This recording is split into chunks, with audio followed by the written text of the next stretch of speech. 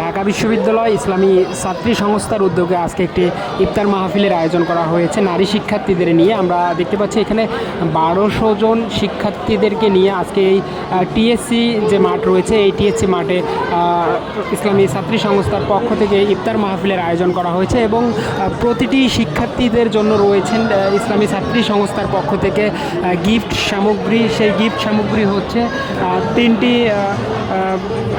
Islamic বই, একটি কোরআন অর্থসহ কোরআন, মেহেদি এবং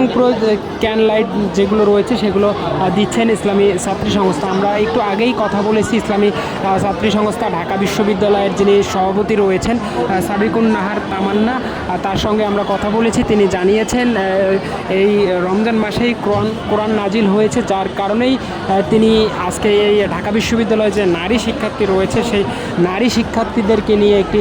ইফতার মাহফিলের আয়োজন করা হয়েছে এবং এই ইফতার মাহফিলের মাধ্যমেই তিনি নারীদেরকে অর্থসহ কোরআন গিফট করেছেন এবং ইসলামী যে বই রয়েছে সেই বইও তাদেরকে গিফট করা হয়েছে এবং ঈদ উপলক্ষে তাদেরকে দেওয়া হয়েছে একটি মেহেদিও তাদেরকে প্রদান করা হয়েছে। আমরা দেখতে পাচ্ছি এই ইফতার মাহফিলকে কেন্দ্র করেই পুরো টিএসসি যে অডিটোরিয়ামের বাহিরের যে মাঠটি রয়েছে সেই মাঠটি পুরোটি